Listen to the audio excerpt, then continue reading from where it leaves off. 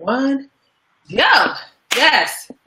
And welcome to the first show of the series. And excuse me because I'm a little out of breath. I had to run upstairs to get my charger, but welcome everyone to Empower and Grow Her TV. My name is Alisa J Green, and I am coaching from the inside out. And I cannot tell you how happy, how excited, how over the top right now I am with what is about to transpire. Woo! Let me just get that out. Woo! So, if you're joining us now, please tell us your name and where you're coming from or where you live at, what city you're from. And Penda, I'm so happy that you're here with us today. Let me catch my breath. Let me just catch my breath. I had to run upstairs to get the charger to my computer. So yes, thank you, and welcome to Empower and Grow Her TV. Like I said, my name is Alisa J Green, and I want to welcome you. I have a special guest tonight. I don't even want to read her bio first. Maybe I should read her bio first, but her bio really doesn't describe who she is.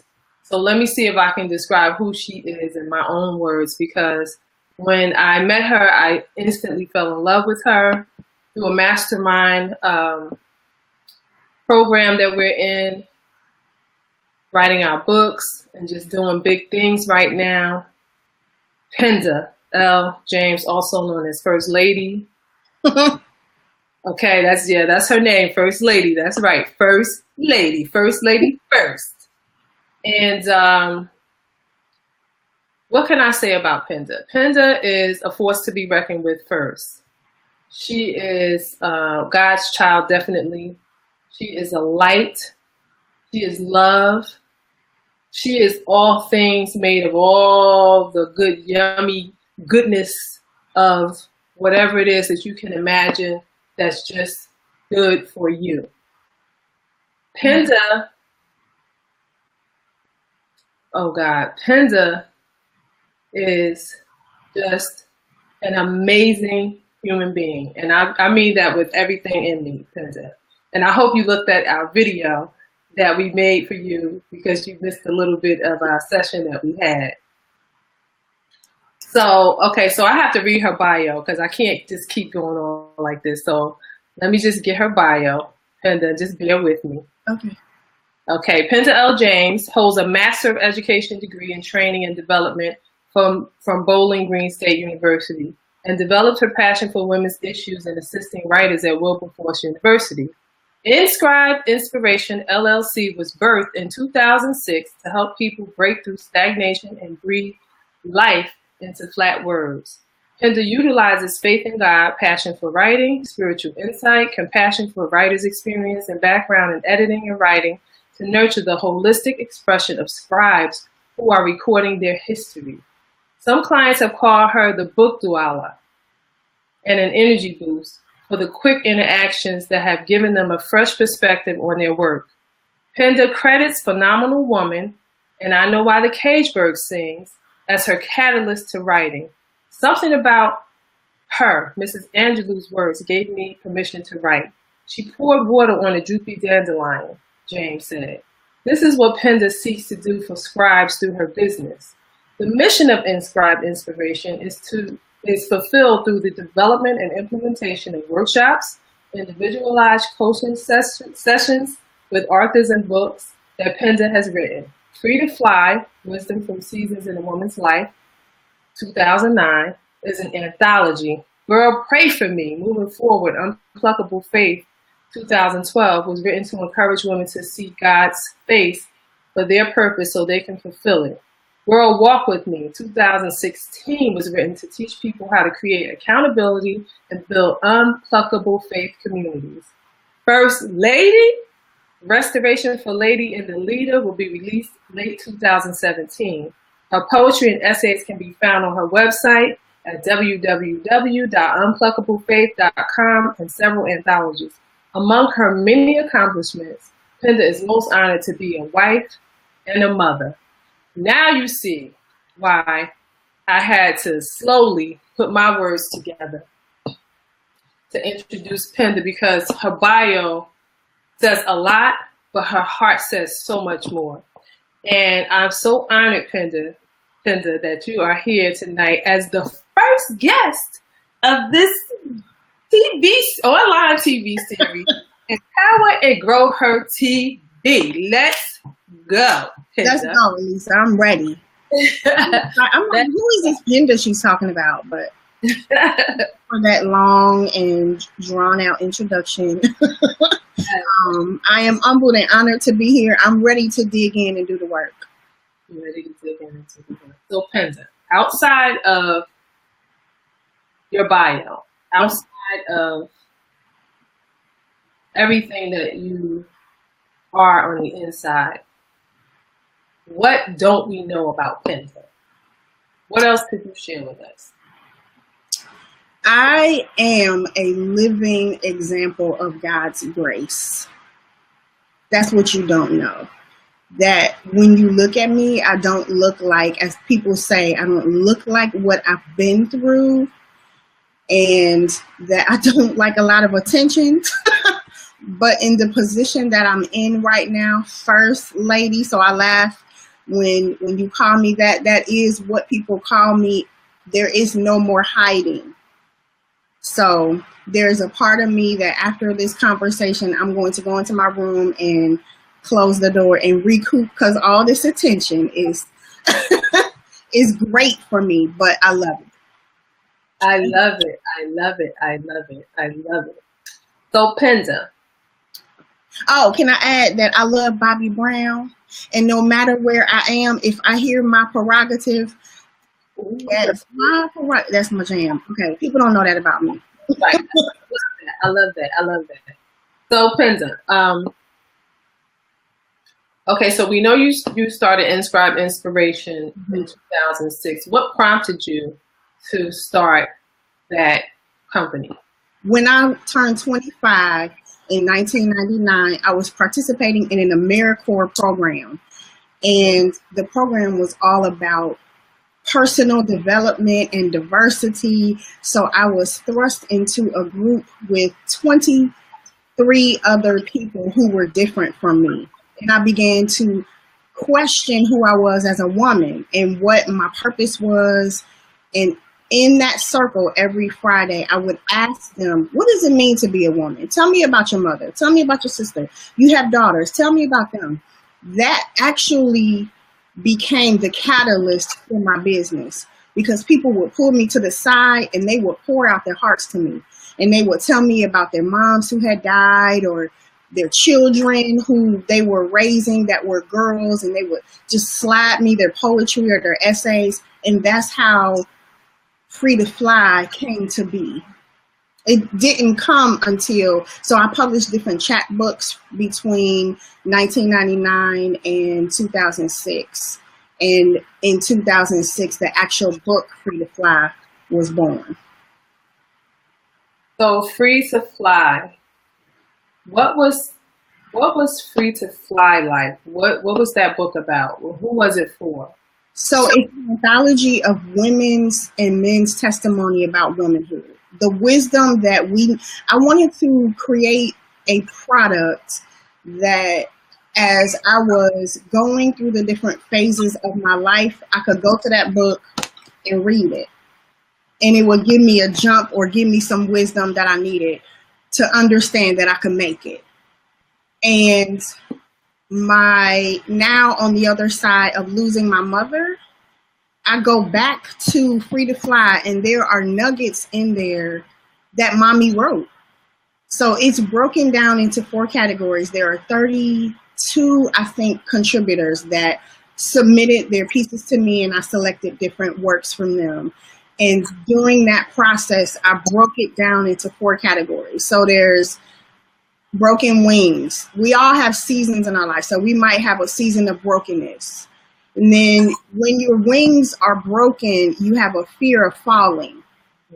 Then you go through this season where you have to learn how to soar again. Then you become free to fly. So at different phases in our life, we could be in any one of those seasons. So it's like, winter, summer, spring, fall. That's exact. Like I can be in one season as a mother, free to fly. And then in my life as a daughter, I have broken wings. So I wanted to give wisdom to people so that they could pick it up and know that God is still real through all of this. Yeah. So if you had to pick a season where you had to show a hint of courage to pick yourself up or keep going through that season, what season would it be? The season of learning to soar. And for me, so just a little background. My mother and my mother-in-law passed within 6 months of each other last year. Mm-hmm. So I went from a season of brokenness with my mom that I swallowed because I'm the oldest child and I'm trying to hold the whole family together and get through the funeral, what we called it her celebration of life. Mm-hmm. And I swallowed that. Then 6 months later, my mother-in-law passed, and I'm like in the front row at the church sobbing, like people are hugging me. And the interesting thing is I had on one of her hats. So they're like coming up to me. I'm so sorry for your loss, First Lady. I wasn't a pastor's wife yet. But then a week later, we got the call where he became a pastor. So that season of death is a time where you feel like, how do you pick up and restart when everything that you know is gone? That's why we call it learning to soar. Wow, that is so deep. So when you talk about your second book, what was the main message in your second book? So have you ever been to church and you ask somebody like, girl, how's that coming? And they'd be like, girl, pray for me. Okay. So imagine for 7 years, I'm hearing several people in my life say that to me. They're walking up to me like, Penda, I'm about to apply to law school. Okay. And then I go back, how's that going? Girl, pray for me. Like in every instance, not only are they giggling, they push me on the shoulder and walk away. And so I wanted to write a response to Girl, Pray for Me. Wow. That statement that had become a crutch for so many people in my life. And I challenged myself to write it in 30 days. Ladina said that was me. I challenged myself to write it in 30 days, and I submitted a chapter every day to one of my friends. And then at the end of the 30 days, I invited those 19 women to a prayer breakfast. Wow. And I gave them a copy of the manuscript that I had worked on so far. That actually was the birthing of who I am as Penda in ministry and in Unpluckable. My whole Unpluckable was birthed in that moment. So Girl, Pray for Me was the result of that. Then I wanted them to understand, okay, so now you understand that you're unpluckable. Unpluckable comes from John 10:28, where it says nothing can pluck us from God's hand. That's what Jesus said, is saying to us, nothing can pluck us. People hate dandelions. Mm-hmm. My father gave me the lesson of a dandelion, and he was like, we were having a conversation about me working in child welfare, and I called him. It was a rough day. I got cussed out by one of my clients, and I'm like, I'm about to quit this job. And Daddy's like, don't be a dandelion, don't be a tulip pen. He's like, don't be beautiful for 2 weeks and then die. He's like, you need to dig your roots in deep like a dandelion, pop your babies up all over the yard. And then that became my mantra. So in Free to Fly, I wrote my testimony, which is called Dandelion Bouquets. So dandelions is a big part of my brand. If you have any contact with me, when you leave my presence, you will think about dandelions differently.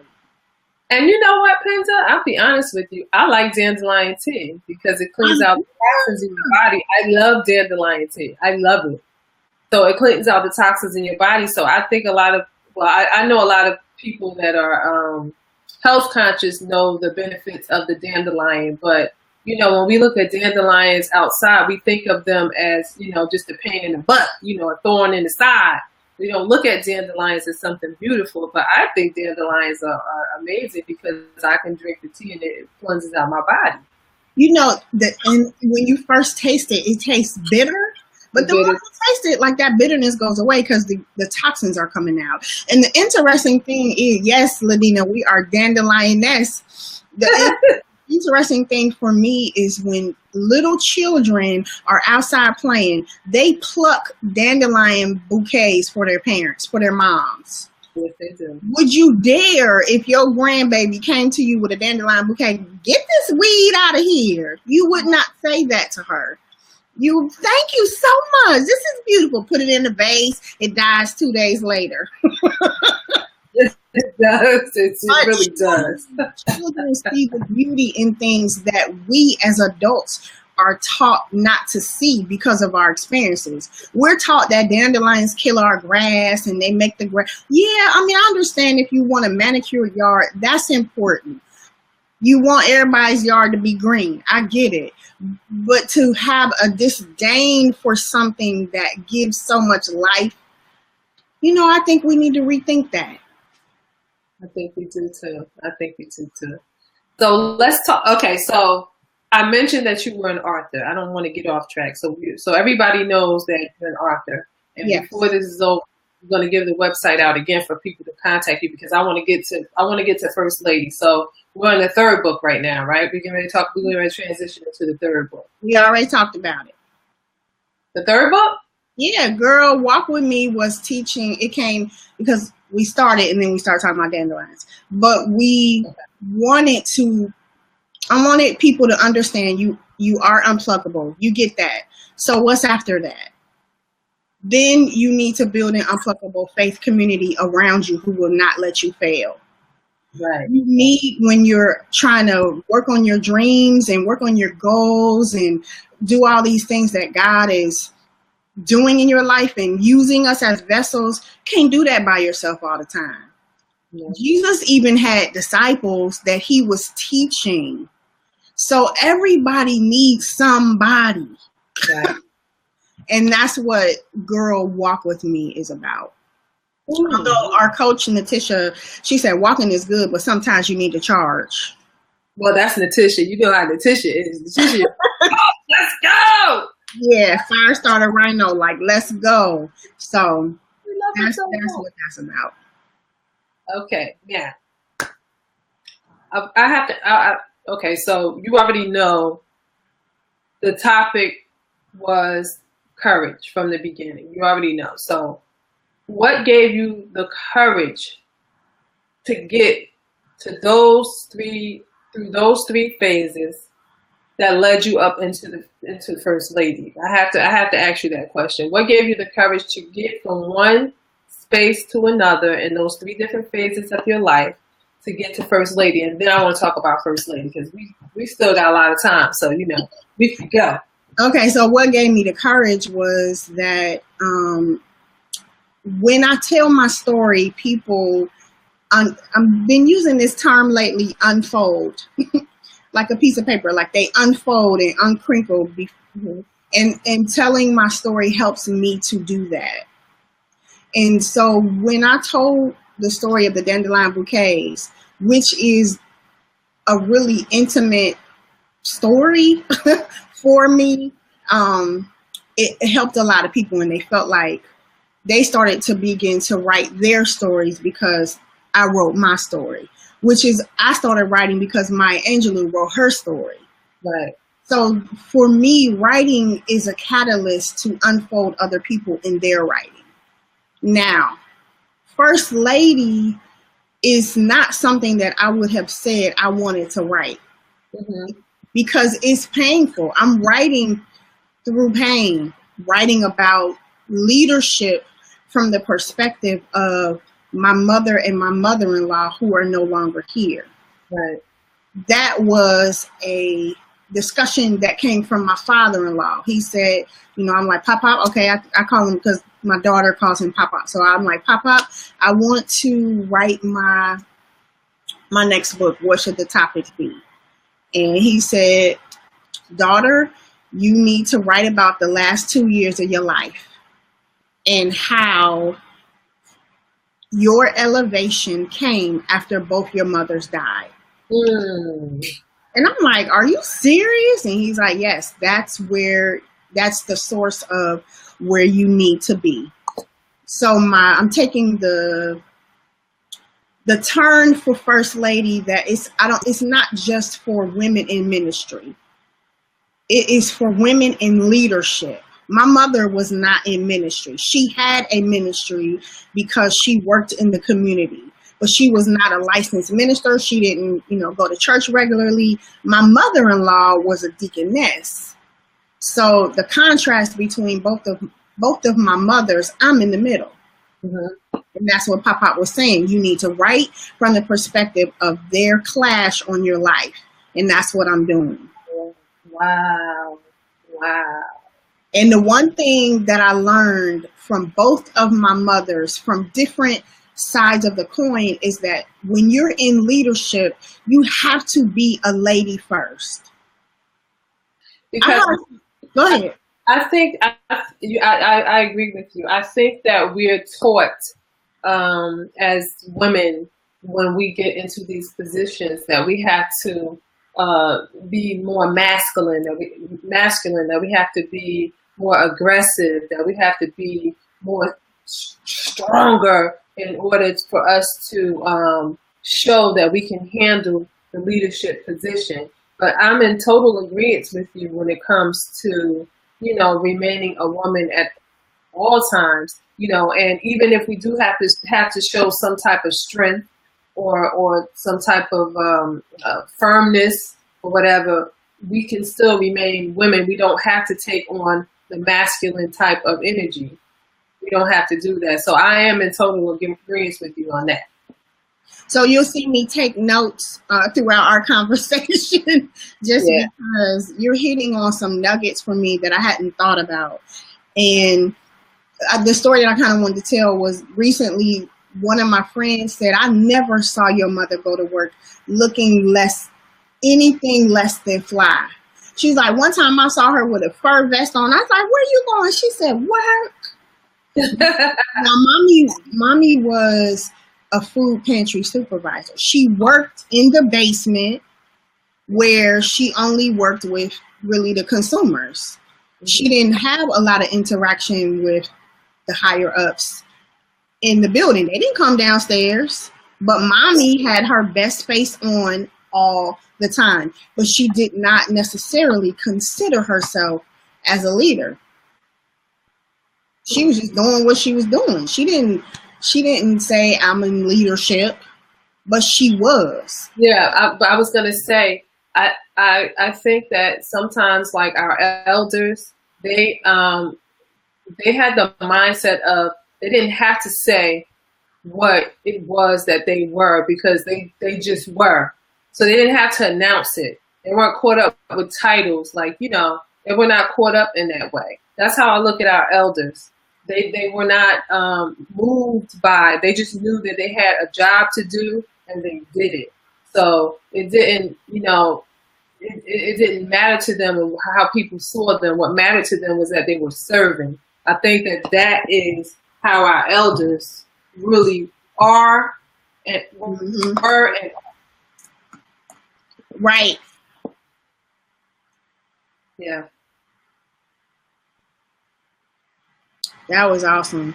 So that's where I am. And the interesting thing is that the more that I'm using this term dig in, the more that I dig in to leadership and to being a first lady, then I don't laugh as much when people call me first lady, because it's uncomfortable for me. You. But it's who I am. And so I'm trying to expand that definition of what a first lady is. If you're in leadership and you're in the forefront running an organization or running community service projects, you're a nonprofit executive, you're a first lady. You're the people that they look to, that they emulate, that they want to be like. Yes. You're the people making decisions that affect people's lives. Yes. You're a first lady. Yeah, that is true. That is true. And that goes for work, home, business, wherever we are. I think that mothers are first ladies. I think that, Yeah. with all walks of life, any type of space that we're in, we're always ladies first ladies. So I agree with you on that. So what's next? What's next after? Well, no, before you answer that, can you just share with people where they can find you before this? It's 8:29, so I just want people to know where they can find you at. Okay, I'm on Instagram and Twitter. My handle is @Penscribed, PENSCRIBED, and I'm also @Scribe Coach on Twitter. On Facebook, my business is Inscribed Inspiration, so you can find me there. I have a website, which is unpluckablefaith.com, which links to my Twitter and my blog, which is really exciting. I have a blog. And where else can you find me? I have a Periscope. I haven't really been scoping as often as I need to be, but I'm at We're gonna start scoping. Yeah, we need to start scoping. So I'm just gonna put this in here. Unpluckablefaith.com. Unpluckablefaith.com. Well, I wonder who's watching with us. Y'all didn't tell us who you are. Y'all have some questions? Oh yeah. Let's see if anybody has. Is Ladina? Are you still there? And do you have any questions? Ladina's an author too. Is she? She sure is. She should be one of your guests. Ladina. It's my show right now. I'm not gonna take away my shine. Oh, so we're not taking away. No. We don't. Ladina, holler at your girl later. Holler at your girl. Hi, Lachelle. Hi, Lachelle. She says she just got on. Oh, Ladina. Ladina, do you have any questions? Ladina? She's yelling, Penda! Because I threw her out there. Let me see. So that's one of the things that we didn't talk about, Alisa, is that I also am a scribe coach, and that I have assisted several authors through the completion of books and projects and dissertations. And Ladina is one of my dear, dear friends, but I also have coached her through some writing through pain. And you will be coaching who else? Who else will you be assisting? Who else am I assisting? You? I have assisted you. Yeah, but you will be soon assisting me even more. Oh, yeah. That was a challenge from our coach. So I am going to have a Time to Manifest Authors Academy. Yes. And I will be in your academy too. I will be in all the academies. To finish all these books. My own academy. To finish all these books. Yes.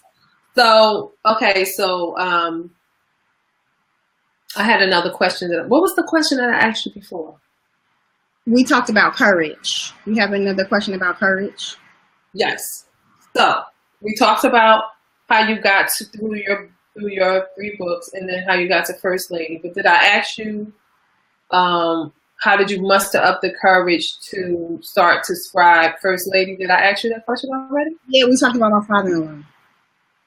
So it wasn't something that I would have done on my own. Why not? My father-in-law, because it's so raw right now. That's good, though. We like raw. Black women, we like raw. We like raw because, you know what I think? I think that we like it like that because we need the realness in it. We don't need anything sugar-coated. We don't need anything, we don't need that fluff. We need the real. That's what helps us deal with reality. I mean, we've been dealing with, adversities and challenges and traumatic experience from the beginning of time.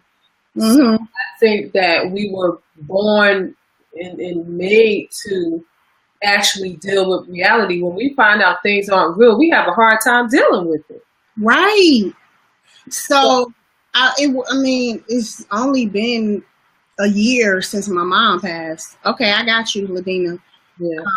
And I haven't hit a year for my mother-in-law yet, a year being October. So I'm really we've been intentionally writing together for a month, almost 2 months. But I wouldn't have picked this topic, but I'm in love with it.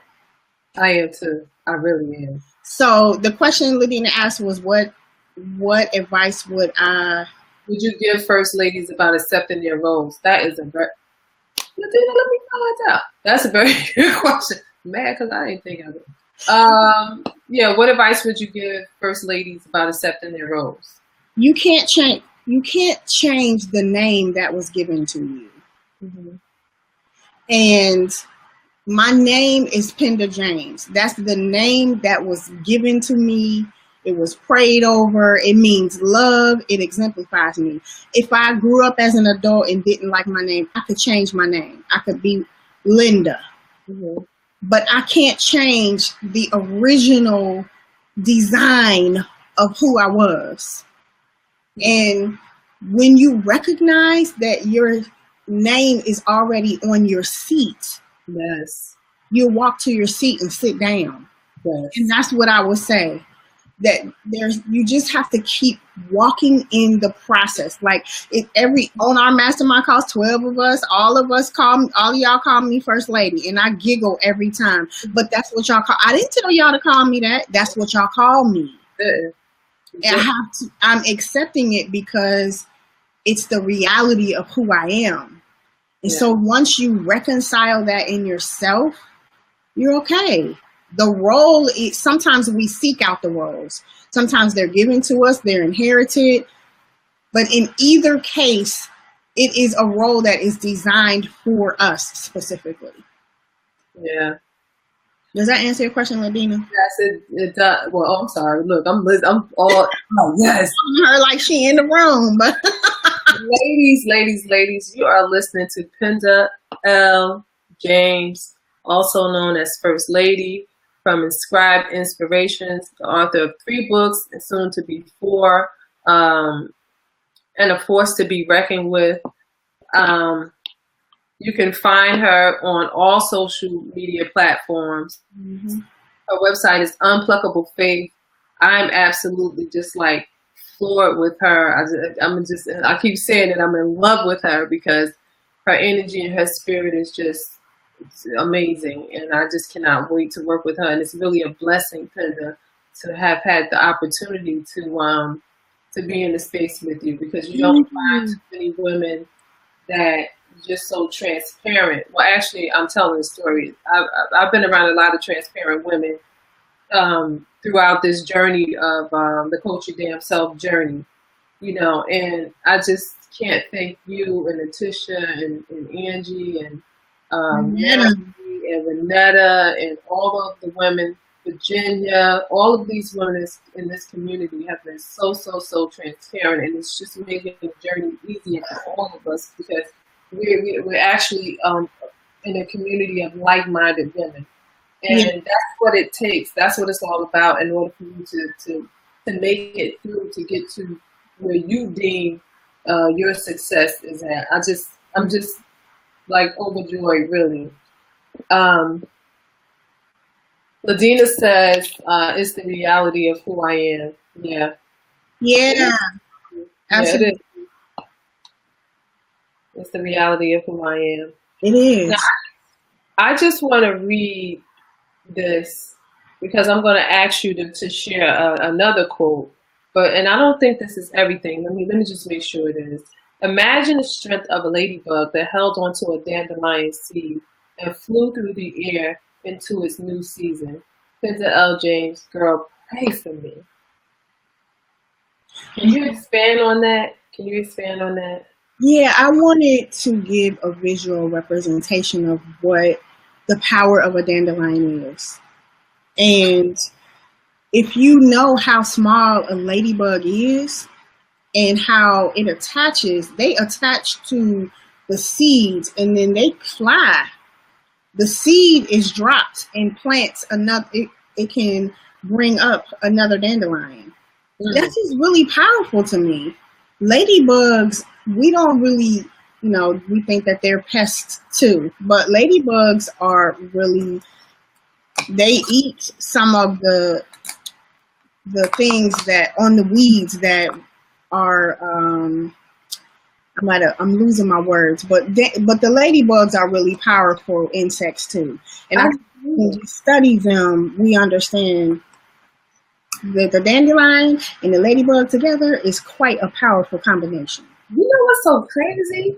We are like, we have learned, well, I have learned, while being in the space with you about ladybugs, dandelions, caterpillars, butterflies, and the different phases. Not to say that, but it's just crazy because we just learning all these different levels of things together. It's just, it's crazy.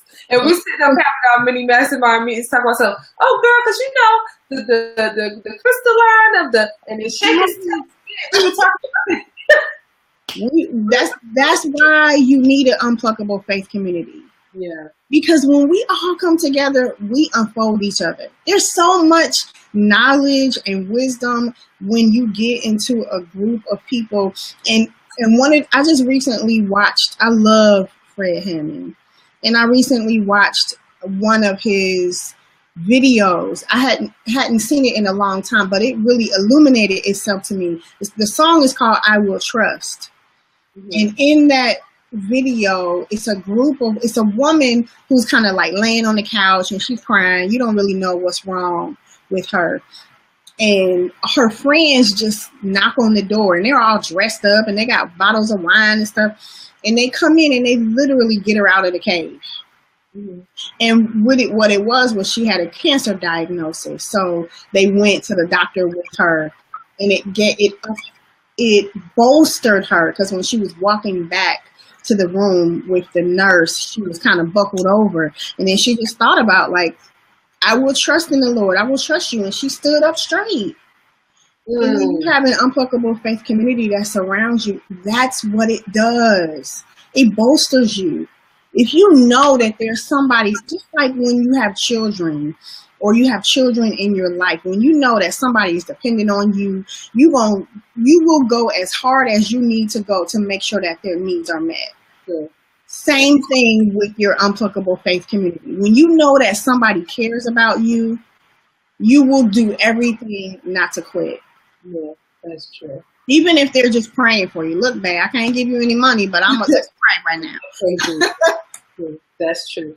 So I have two questions. Okay. One question is, right now, what is the one thing you most want to say to your readers, the people that are going to read First Lady? What's the one thing that you want to say most to them? That you most want to say to them? As a woman, as a leader, you have to take time for yourself. You can't pour out and give everything to everyone else and then leave nothing for yourself. That's what I want you to know. You have to be a lady first. And when you talk about take care of yourself, can you expand a little on that? Because we were talking about, I think you might have been in the conversation, it might have been somebody else, but we were talking about self-care. Mm-hmm. So,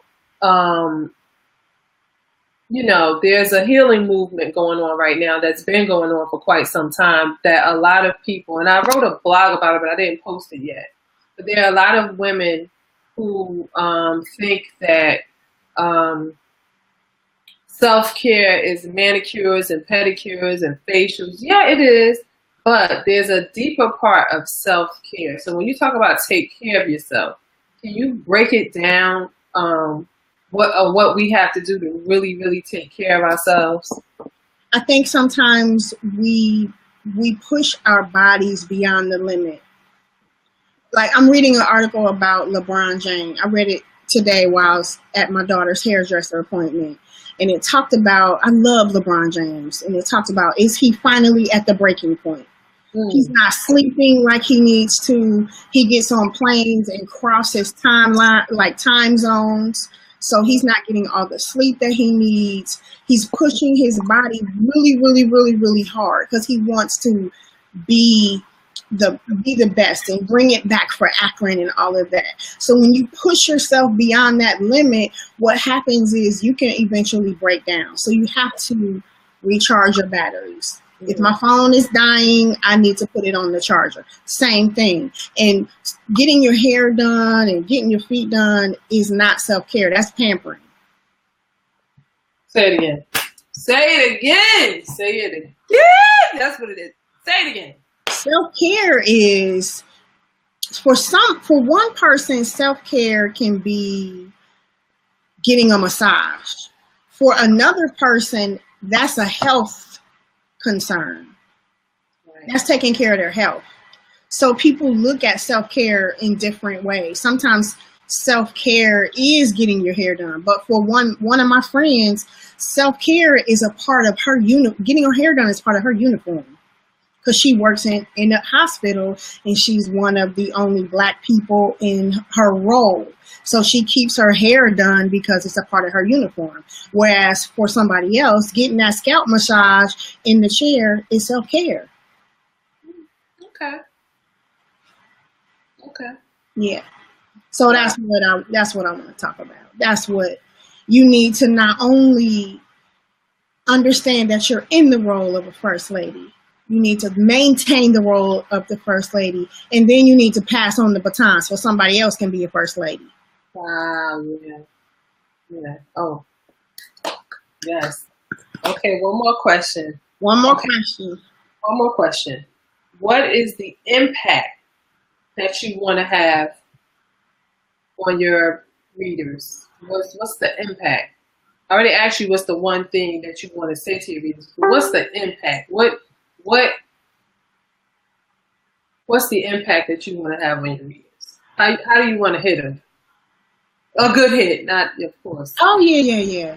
I want them to sit up straight, wear their hat when they leave, and lead with their heart. That is beautiful. And your heart, God gives us the desires of our heart. The things that we desire, He gives us. And so you have to seek God. In order to be a lady first, I'm His lady. T.D. Jakes wrote a book, The Lady, Her Lover, and Her Lord. So, yeah, that's what I want to hit you with that. Wear your hat when you leave. And your hat is your crown. Yeah, yes, your hat is your crown. Yes, indeed. So if you had to give us, can you give us 2 quotes, or can you share just a little excerpt from your book, or any of your books? It doesn't matter, off the top of your head, or if not, just a quote that you can leave with us. I didn't think you were going to ask me that. I know. That's all right. You can get me back later. Yeah, I can hit you back. I think one of the, so one of the quotes that's in there is, you have to, a leader it's something like a leader values the opinions of the people she serves. That's something that I pulled from my mom's journal. Wow. She always considered, I worked in child welfare for 6.5 years, and you're supposed to do family planning and include the family. Mm-hmm. If I'm creating the plan for the family, it's not the family's plan. So how will they invest in it? How will they want to accomplish those goals if they didn't have their voice? As a leader, give your people a voice, the people that you're serving and the people that you're working with. So that way it's servant leadership. Yeah. That's one of the quotes. Yeah, I love it. I love it. And one last thing. Well, I keep saying one last thing. I'm lying. I'm so lying. Okay. We can do this again. Yes, we can. Oh, so you know that at the Thank you, Aisha. Is that correct? Aisha. Oh, I don't see Aisha. Oh, Aisha? Aisha Canty. She's looking forward to reading the book. Yeah. Oh, Aisha. Hi, Aisha. How are you? Okay. I was going to ask you a question. Okay, so this is strictly organic, first show. So this is unscripted. So I just want the audience to know this is unscripted. So there are going to be times where I'm going to say, I forgot the question I was going to ask. I should have remembered, but I forgot. So I want to know, after First Lady, because you're almost finished. Yeah. Let's talk about your planners. Let's talk about the next book, your next project that you're working on. Like, what's next for First Lady? What's next for Penda L.James? So I'm concurrently planning right now. I'm working on the book. Mm-hmm. I have a couple coaching clients that I'm working with right now who are writing their books, which are really, really intimate and personal for them. Okay. And I've been working on a planner, which is called the Inscribe Me Planner. I've been using a passion planner for the past 3 years. Mm-hmm. And passion planner was designed by a young lady who kind of wanted to help people write down their passions and follow them throughout the year. And last year I said, I'm looking for one so I can support an African American. And I couldn't find one. And somebody that I had never met, we were friends on Facebook, challenged me to create my own. I love your planner, by the way. I need to have mine printed in ink, colored ink. I looked through it today. Okay. I love it, by the way. So the planner, thank you. Glory to God for that. So it is a passion project for me. And what it combines is coloring pages. It's a lifestyle planner for women in leadership, women and men in leadership. So when is that planner going to be available? I'm pushing hard because we need that planner. October. We're launching for 2018, but it's undated. So you can start it at any time. Okay.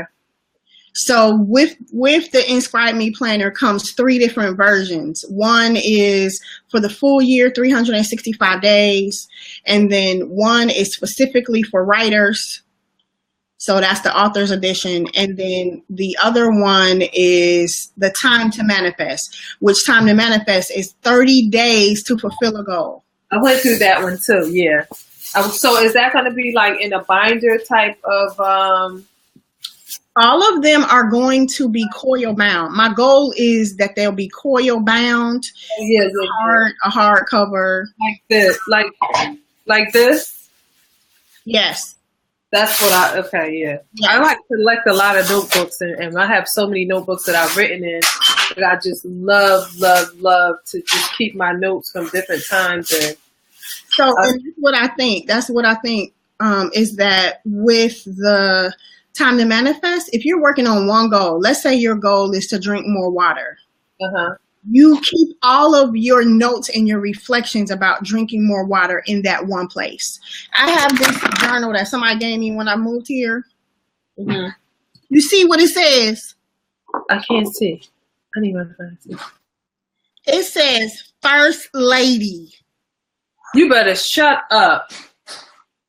It says First Lady Penda.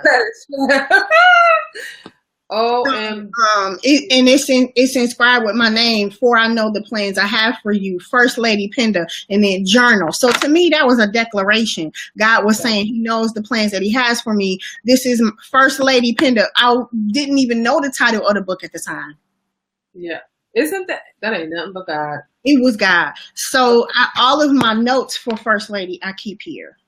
You know, I have a gratitude journal, and I learned this from a coach that I'm in love with her too. She's just amazing. Her name is Darnell Jervy. Shout out to her. I hope she's looking at I hope she's looking at Empower and Grow Her TV, because she's another person that inspired me to just do and be more. But a gratitude journal, you know, a regular journal. I have like a business journal. Yes. All different types of journals, you know, for different things. Now, it's good to have one and just have, you know, like the little colored piece of paper to separate your pages and stuff. But I try to keep a journal on my accomplishment journal, my gratitude journal, my business journal, and then my regular journal. Yeah. So I'm hoping that the Inscribe Me planner will be a place that you can keep all of your thoughts together. Yeah. So if you're reflecting on, because the idea is that time to manifest would be repeated 12 times. Mm-hmm. So you'll be working on one short-term goal every month. Yeah. I was this close to printing it, but I said, you know what? I'm going to wait. That's it. That is so funny. That is so funny. So I was fully charged when I came upstairs, and now I'm at 2%. We have all the life out of I'm so sad. So I don't want to cut out on you. Okay. All right. Well, one more time before we go, because it's 8:52, so we can close out a little early and share with the people who are where you're from and where they can find you one more time. We know we can find you at www.unpluckablefaith.com. So what social media platforms, really quick before you fizz out?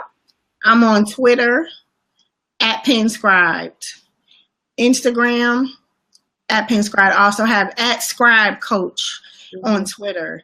You can find me unpluckablefaith.com, which connects to my Twitter and my blog. I am also on Facebook, P. Lynn James. Okay. Penda, I thank you for being a lovely guest tonight, my first guest. But promise me you'll come back at the end of the month on Friday so we can have our talk show. So we all gonna be together. I love it. It's going down. We're gonna talk about some good stuff. And for those of you who don't know me, my name is Alisa J. Green, and we are live at Empower and Grow Her TV on the BeLive.tv platform, which I'm grateful and thankful for. Ladina, thank you so much for sticking it out. Aisha, thank you so much. Michelle, thank you for joining us, and everybody else who joined us tonight. And for those who are going to listen to the replay, thank you for joining us at a later time. My name is Alisa J. Green. I'm coaching from the inside out, and I hope you have a good evening. God bless. Good night, Penda. I love you. I will talk to you later. I love you too. Talk to you soon. Bye-bye.